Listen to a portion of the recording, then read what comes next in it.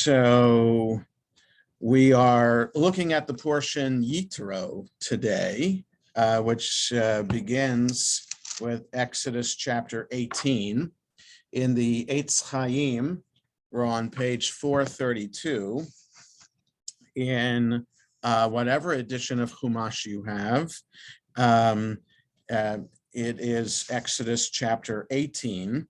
And if you don't have a Chumash in front of you or any other edition of the entire Jewish Bible, you could just go online to Sefaria, SEFARIA.com, and just follow along and just go to Torah and Exodus. You'll see how to do it. Shouldn't be too hard to find it there. It's just that I often read from the commentary in the Eitz Chaim below the line. So if you don't have the Eitz Chaim in front of you, then you'll just have to listen to the commentary. So good morning, all. And let me start with the blessing for Torah study. Baruch atah Adonai, Eloheinu melech haolam, asher kitshanu b'mitzvotav v'tzivanu la'asok b'divrei Torah. And what I really want to focus on today, not the beginning of the portion on 432 in the Eitz Chaim, but rather chapter 19, which begins the fourth aliyah of Yitro, page 436 in the Eitz Chaim, or just chapter 19 in whatever edition of Chumash you have, what's listed as the fourth aliyah. So the portion begins by reintroducing us to Yitro, Moses's father-in-law. We had met him when Moses fled Egypt, when he had killed the Egyptian taskmaster. And the next day, seemingly in the Torah's narrative, when he was breaking up another fight, one Hebrew says to him, "Are you going to kill us like you killed that Egyptian taskmaster?" So Moses knew that the word of his killing had spread and he needed to get out of Dodge.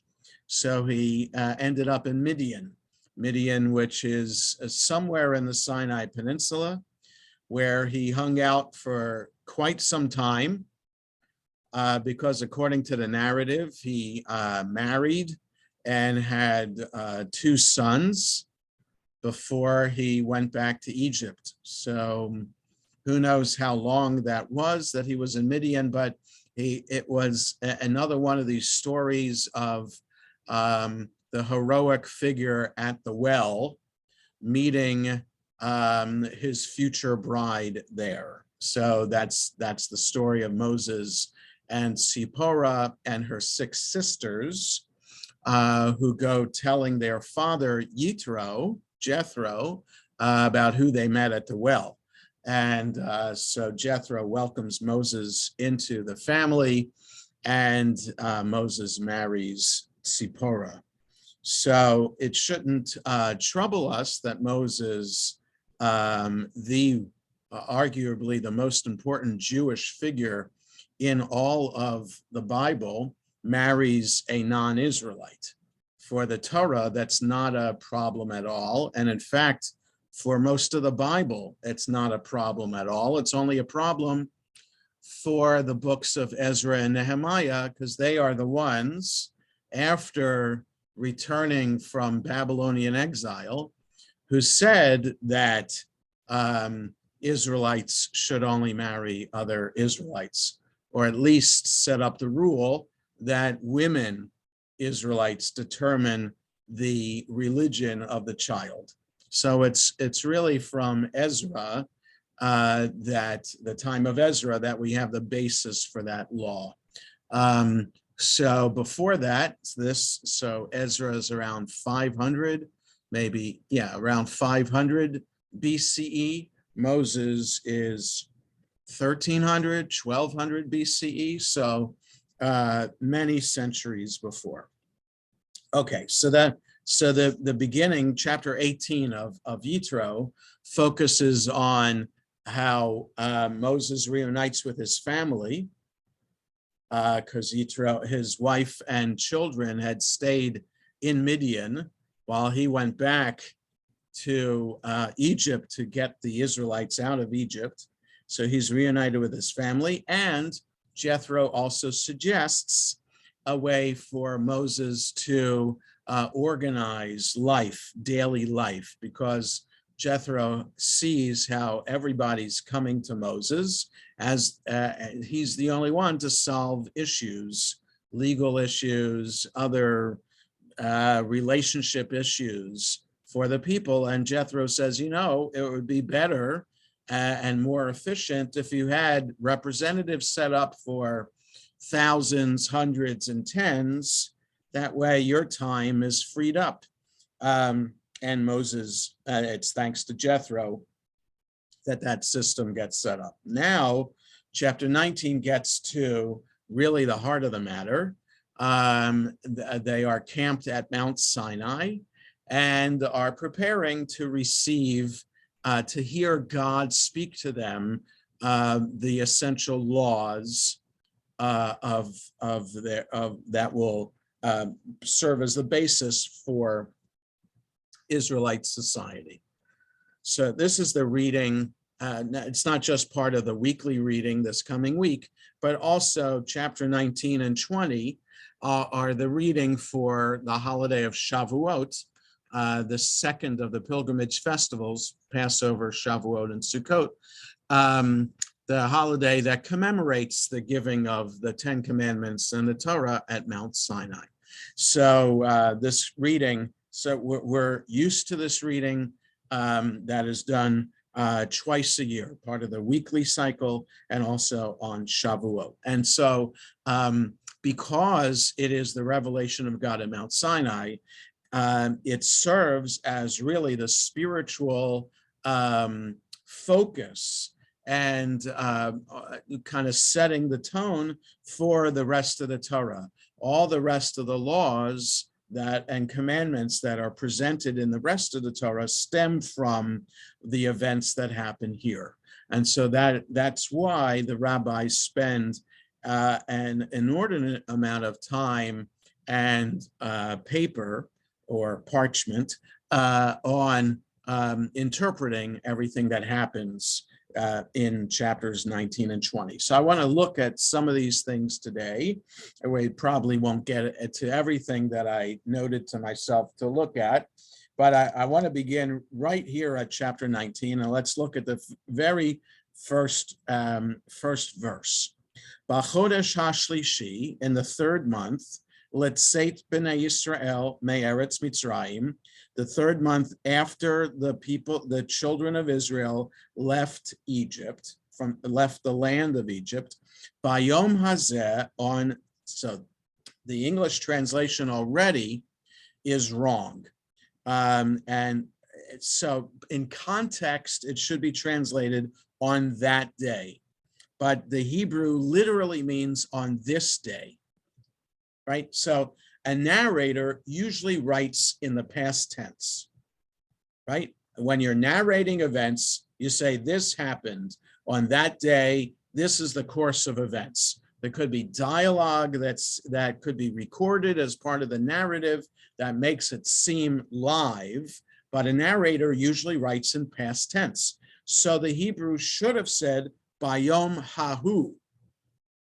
That in Hebrew is how you say on that day. So the English translation is what's the word I want to say? It's not accurate, it's deceptive, because the Hebrew says Bayom Hazeh. So there's an important comment which we'll see below the line momentarily. I just want to point that out. Bayom Hazeh. In the third month from leaving the land of Egypt, on this day, Ba'u Midbar Sinai, they arrived at, or they came to, the Sinai wilderness. Okay, so Ba'u is in the past tense. They came, or they arrived. Bayom Hazeh is present tense. On this day, they arrived. It's kind of awkward English, and therefore awkward Hebrew. It should be Bayom Hahu Ba'u Midbar Sinai. Okay, so I just want to point that out. So also, so the third month. So the first month is, so there's no name of the month. So according to the Hebrew calendar, as we know it now, the first month is Nisan. That's the month of Passover, all the events of the Exodus from Egypt. Then there's the month of Iyar, and then there's Sivan. Okay, so that's 3 months. So the first month of leaving Egypt is Nisan. The second month is Iyar. The third month is Sivan. Okay, we don't know what day of the month it is, and that's the rabbis to tell us that it was the sixth day of the month, because of all of later rabbinic literature that we're supposed to count 50 days after Passover to observe Shavuot. So to make 50 days work out in the calendar, you start counting the Omer from the second day of Passover. So in the Haggadah, for the second Seder that we have, it says there, we count the Omer at the second Seder. So that's for the second day of Passover. So that's the first day of the Omer. The 50th day will be the holiday of Shavuot. So that's the sixth day of the month of Sivan. Okay, so to make the counting of the Omer work with the events described here, which are vague as to when in the third month this happened, the rabbis just assigned the date to the 6th of Sivan. Okay, so that's how the rabbis make it all work. It's kind of like lahavdil, as they say, not to point out the difference. It's kind of like how the church fathers made Christmas December 25th. Okay, so it's not clear in the Christian Bible when Jesus was born, but the church fathers assigned December 25th as the date. Also, how the church fathers made Easter the date that it is, because Easter, according to the Christian Bible, is based on Passover, and that essentially the Last Supper was a Passover Seder. So later on, in the development of Christianity, a couple hundred years, or maybe 300 or 400 years after the time of Jesus, the Christian church at that point wanted to differentiate itself from Judaism, to have a total break. And they didn't want Easter to be dependent upon Passover. Easter should be determined on the calendar independently of Passover. So that's why they came up with the first Sunday after the first full moon after spring. So Easter is always the first Sunday after the first full moon after spring. Now, Passover, the first night of Passover, is always the full moon. So most often Easter happens during Passover, but not because of Passover, but because of the first Sunday after the first full moon after spring. After the what's it called? The vernal equinox. Okay, so sometimes though, Easter and Passover do not coincide, but most of the time they do. Okay, so that's a tangent on setting the calendar and the date of Shavuot from this on the third new moon. On the third new moon. Okay, this is the other thing. So B'chodesh, that's fascinating that the English translation adds this to make the date even more definite. So in other words, we're going to be told later in this chapter that the people had to be at the foot of the mountain for 3 days in purification process. And then on the sixth day, Moses went up the mountain.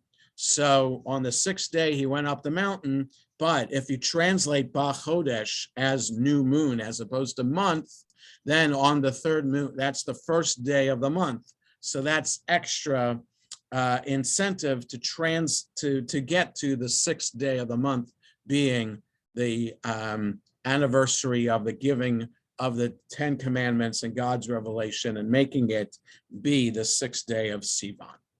Okay, so now let's look below the line to see what the commentaries are about this verse.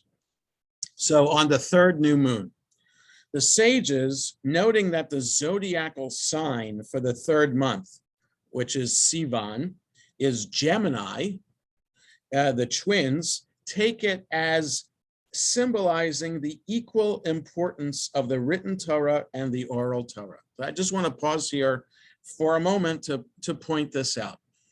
We find in archaeological discoveries of ancient synagogues, mosaic floors of synagogues that have been discovered, beautiful mosaic floors. If whenever travel to Israel becomes safe again, I hope to lead a tour to Israel once again, and visiting ancient synagogues like from 1800 years ago is just fascinating to see the floor and the beautifully preserved mosaic tiles.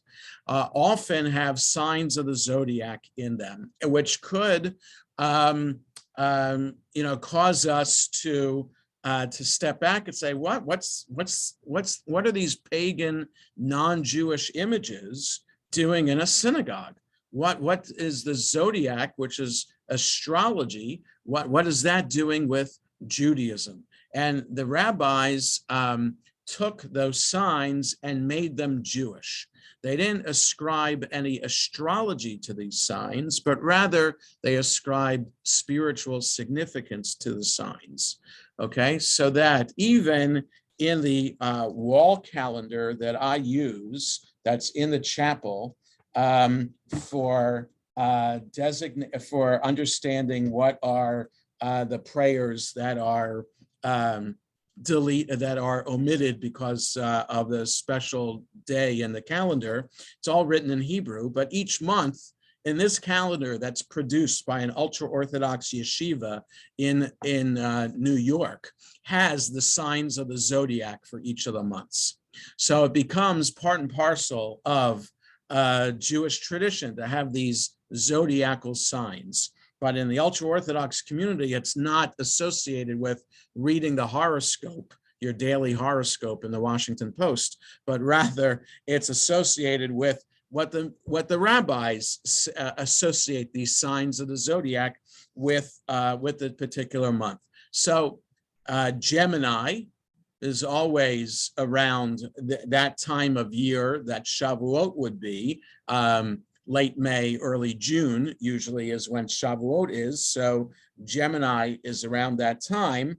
And so Gemini are the twins. So for the rabbis, what do the twins represent? Clearly the written Torah, what we have in front of us, and the oral Torah, which is all of rabbinic interpretation of the Torah. For the rabbis, not only was the written Torah given to Moses at Mount Sinai, but the oral Torah too, meaning the Mishnah and the Talmud. Okay, so that's part of rabbinic ideology, that what the rabbis themselves were teaching in the rabbinical academy and their derivation of Jewish law and coming up with the system of Jewish law, halakha, the system of Jewish law, they say that also was given to Moses at Mount Sinai. So the twins in Jewish tradition represent written Torah and oral Torah. In Hebrew, it's Torah shebichtav, the Torah in writing, Torah shebe'al peh, the Torah by heart, or the oral tradition. What did they base that on, Lori? So they based that on the rabbis saying or feeling that they didn't want to come across as creating something new. They wanted to come across to the people who they were teaching to, that their teachings were actually authentic because they go back to Moses at Mount Sinai. Even though quite clearly many of the laws were new interpretations, For the rabbis themselves, they're saying, no, we're not going to teach this as something new. We're going to teach this as we're finding new meaning in and only revealing these interpretations that really were there from Moses at Mount Sinai. So it's part of their ideology in rabbinic tradition to provide that sense of authenticity. Okay, so it's as clear as that.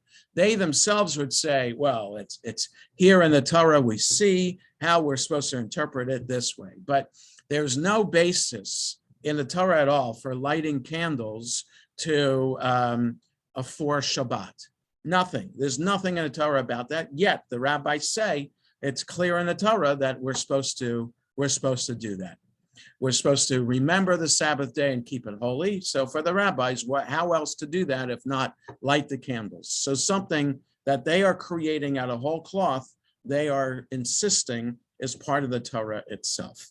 So we kind of take this for granted now, 2,000 years later, that the form that the Judaism that we observe is rabbinic Judaism, but and it might be hard to accept that the rabbis themselves created something from scratch, but really all religions have that as part of their raison d'etre. If you've seen the Broadway show, The Book of Mormon, that kind of highlights the absurdity, if the skepticism and absurdity of what religion is. Okay, so you have to go into watching the Book of Mormon with eyes open and with pure understanding that this is a skeptical, humorous critique about religion. Okay, now the story of Mormonism sounds to a non-Mormon as something that is ridiculous, and how could anyone really take it seriously?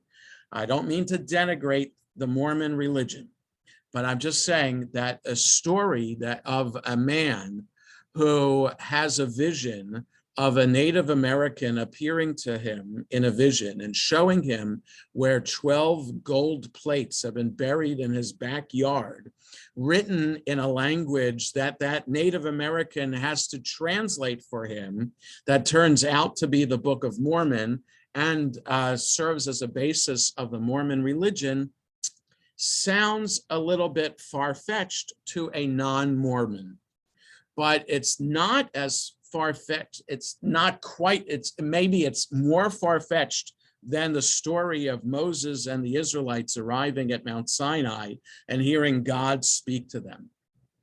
Okay, so now the difference is that the language of the Book of Mormon, which is a unique language to that book, and no other person in the world speaks that language, versus Hebrew being the language which Moses wrote the Torah and is a language that is still spoken today.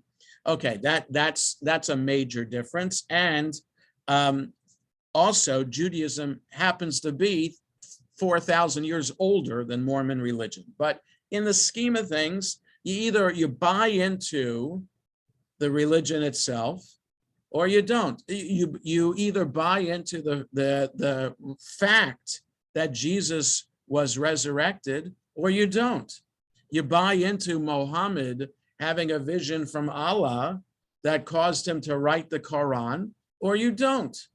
Okay, so again, I'm not denigrating Christianity or Islam. I'm just saying, I'm not denigrating Judaism either. I'm just saying these are the stories of our religions, and it is what it is. And you don't necessarily have to take the stories to be fact. What we have to understand as Jews, all Jews have to accept the divinity in some way of our Jewish practice. That Jewish practice was not solely human created, and therefore can be changed and reinterpreted and perhaps rewritten, but rather there's a sense that we're doing this as a result of this encounter that happens in this portion between the people and God at Mount Sinai. Okay, so if we have, so that's what's important, that something happened at Mount Sinai to cause the Torah to be written. How it was written, we have no idea, and it really doesn't matter. All that matters for Orthodox and conservative Jews is that there's divinity in the Jewish legal system and the observances and practices and rituals that we do today. Okay, so that's so that's all about the written Torah and oral Torah and Gemini from the very beginning of this commentary below the line. So we continue. According to another interpretation, this teaches, what does Gemini teach? This teaches us that should Jacob's twin brother Esau change his wicked ways and come to accept the Torah, he would be welcomed. Okay, so in other words, the symbol of Gemini associated with Sivan, which is then associated with Shavuot, which is associated with the giving of Torah, Mount Sinai is welcoming back the original twins, Jacob and Esau, and looking forward to their reunification, if only Esau would repent of his evil ways. Okay, so just another midrash about Gemini. Now it goes on. We may find it strange that the sages refer to the signs of the zodiac. They were often used in synagogue decorations for homiletic purposes and possibly in poetry. Some find traces of them in Jacob's blessing of his 12 sons in Genesis 49. For example, Libra, the scales, is the sign for the high holiday season. And some of the other signs could have homiletical significance for the holidays or whatever else occurs in those particular months. And as it says in parentheses, the signs of the zodiac are never used by the sages to predict the future, nor do the sages attribute to them any power to shape people's destiny. It's just, here we are taking pagan signs and incorporating them into Jewish culture and making them Jewish. Okay? Now, I have a question. Yes, go ahead, Saul. In Lev Shalom, I guess it's just before Musaf we do Ashrei. And yes. there's a page that has all these symbols. Yes, before the prayer for the new month. Yes. Right. So I always wondered why you had a lobster, since lobsters aren't kosher. Right. Hold on 1 second. Let me get my Lev Shalom.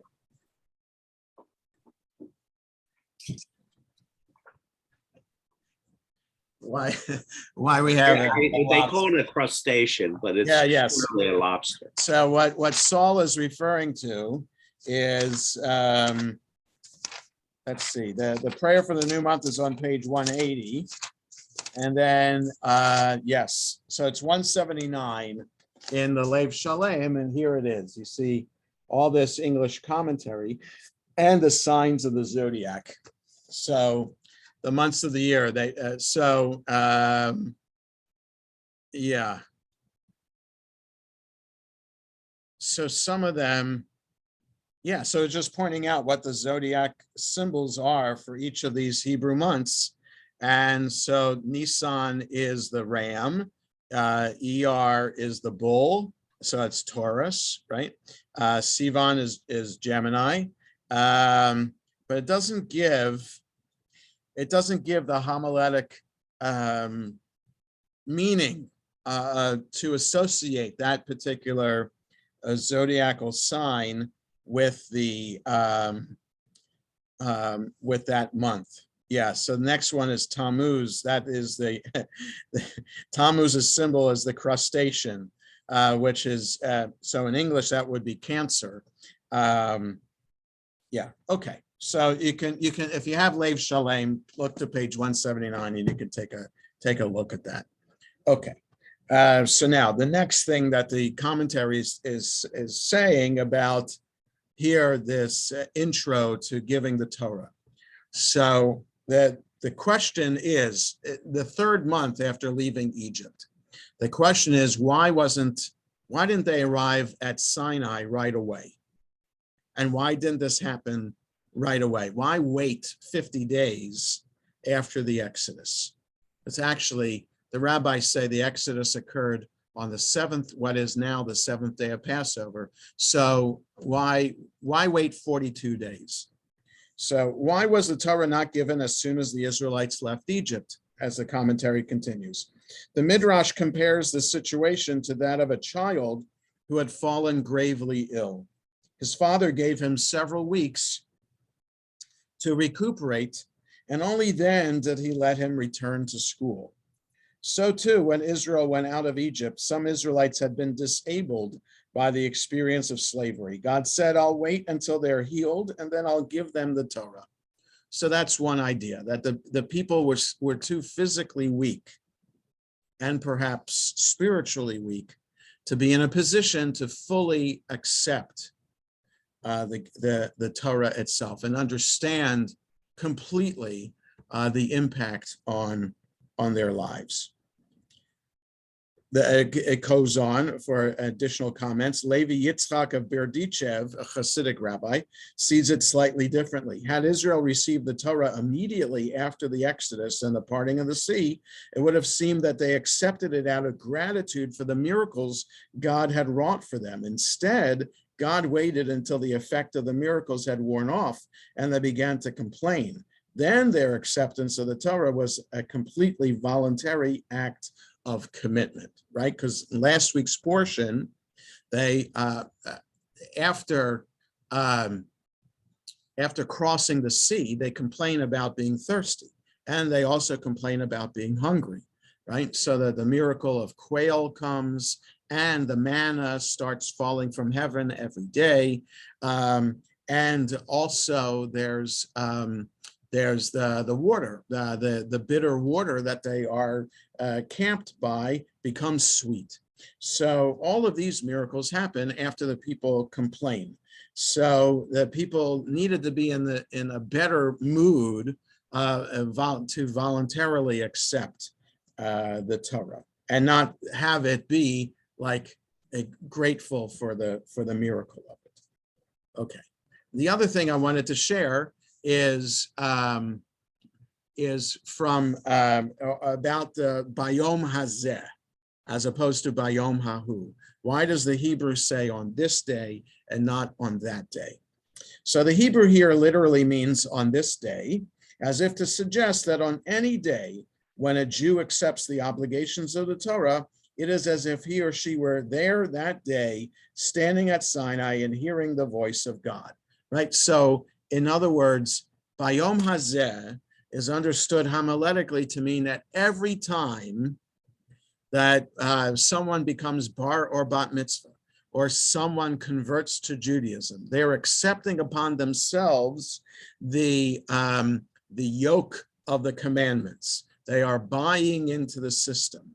Then the system of being Jewish. When that happens, it's as if that person is standing at Mount Sinai hearing Torah for the first time. So that the giving of Torah then is not a historical event, but rather an ongoing spiritual event in the lives of Jews today.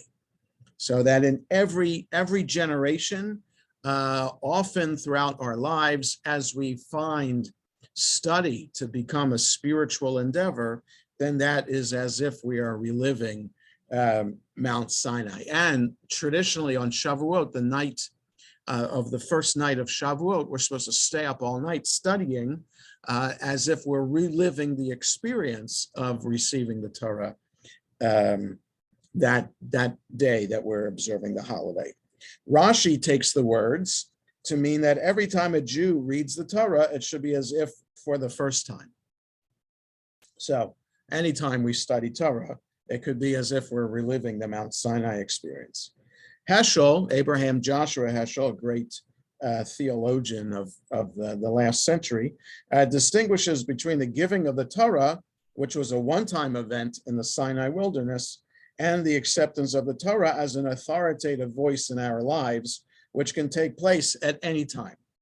When a person of non-Jewish origin joins the Jewish people and accepts the Torah, it's as if he or she personally had been standing at Sinai. Okay, so these are beautiful comments about something that could be as simple as the Hebrew author just made a slight mistake, that they meant to write Bayom Hahu, but they wrote Bayom Hazeh instead, and perhaps that could have been the style of Hebrew 3,000 years ago. But for the rabbis already, it was not the right style, and that prompted this beautiful midrash. There's another comment based on verse 8 on page 438. Okay, so the rest of the first 6 sentences just provide us the background of how the people start camping at Mount Sinai. So verse 7, Vayavo Moshe, Moses came, Vayikra lezignei ha'am, and he called to the elders of the people, Vayasem lifneihem, and he put before them at kol hadvarim ha'ela, all these things that asher tzivahu Adonai, that God had commanded him. Vayanu kol ha'am, and all the people answered yachdav, as one, vayomru, and they said, kol asher diber Adonai, everything that God has said, na'aseh, we will do. Vayashev Moshe et divrei ha'am el Adonai, and Moses returned or brought back the words of the people to God. So there's this like, I'm about to give you Torah, and the people say everything that God says we're going to do. And so they're accepting it willingly. And Moses brings back those words to God. And then everything that's going to come later is a description of how Moses gets the 10 commandments and then stays for 40 more days to get the Torah. Okay, so here in verse 8, it seems like the people are willingly accepting Torah. Okay, which prompts the comment below the line.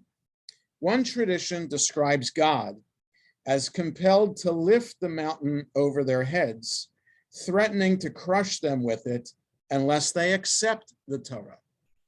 So I want us to look at some of the Hebrew now to understand where this midrash is coming from. This midrash is based on, if we look ahead to verse 17.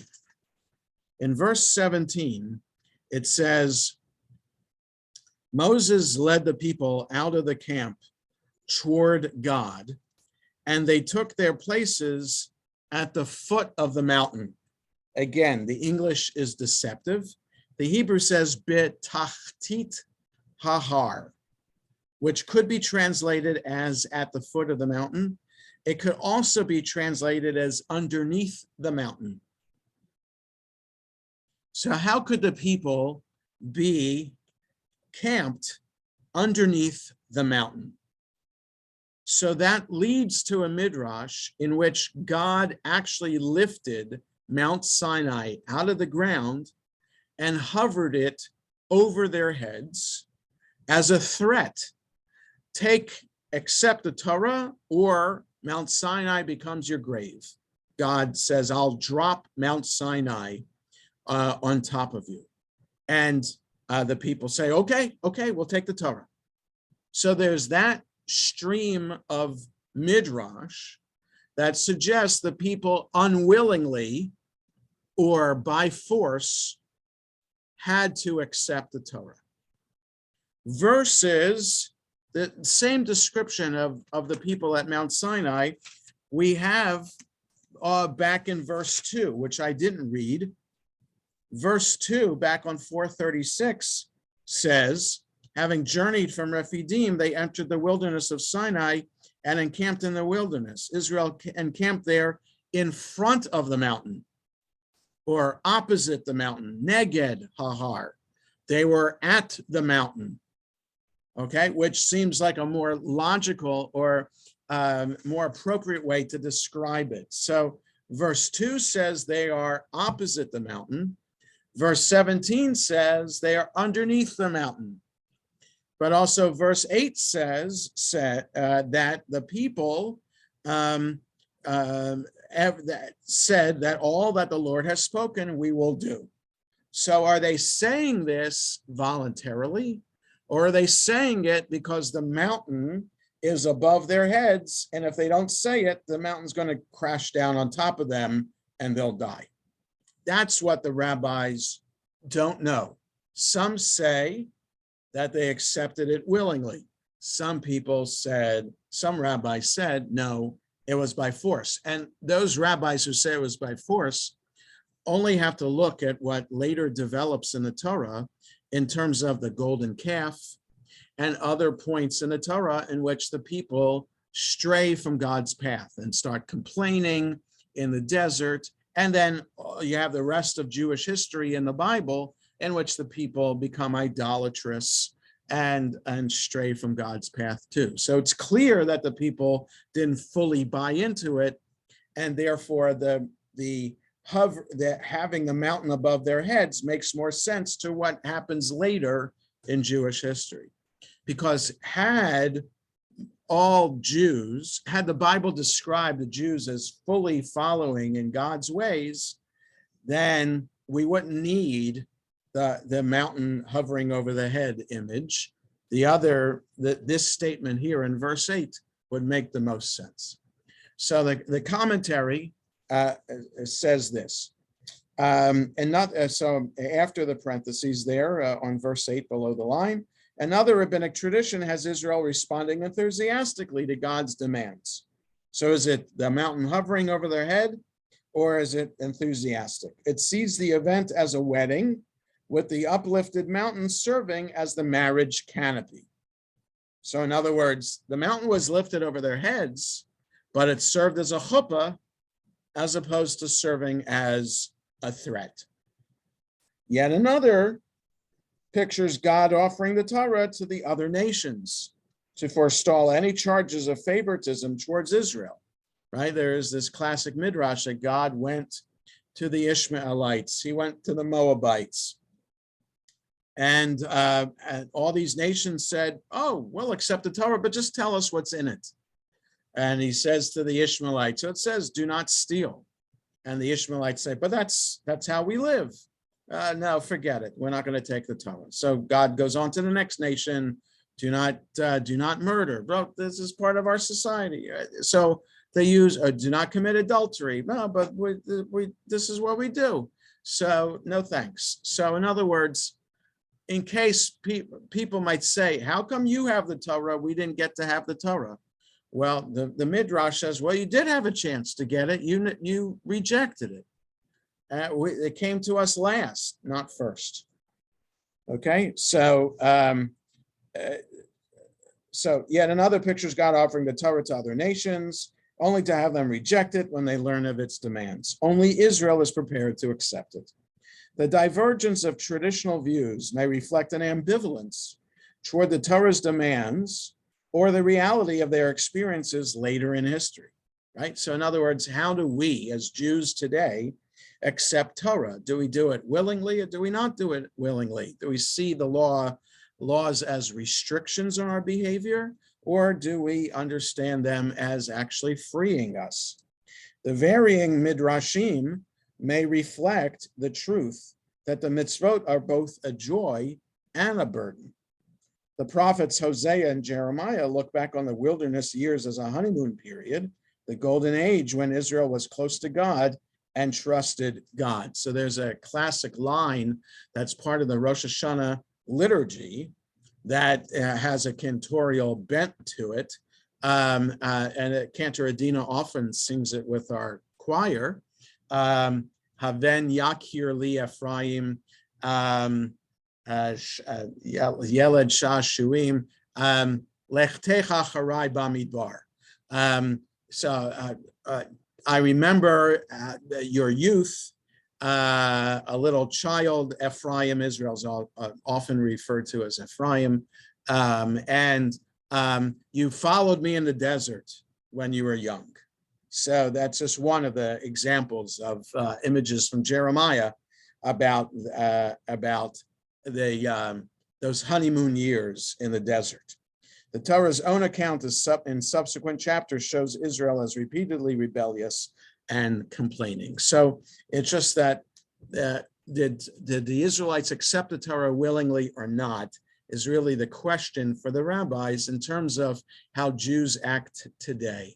Should we try to get back to how the Jews willingly accept the Torah in the wilderness, or are we really like the Jews in the wilderness who accepted it unwillingly and were still kind of this stubborn, stiff-necked people?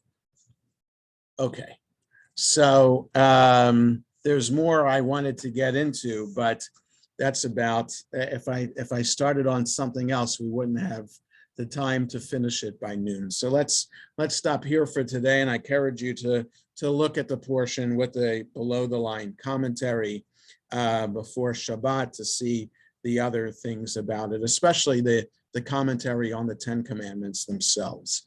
So again, part and part, this is like a foundational element of what it means to be Jewish today, this portion. And when we read the 10 Commandments in synagogue on Shabbat, we'll stand for that too, to show how important they are as the backbone of what it means to be Jewish. All right, everybody, have a good rest of the day. Stay warm, safe, and healthy. Take care. Thank you. Thank you.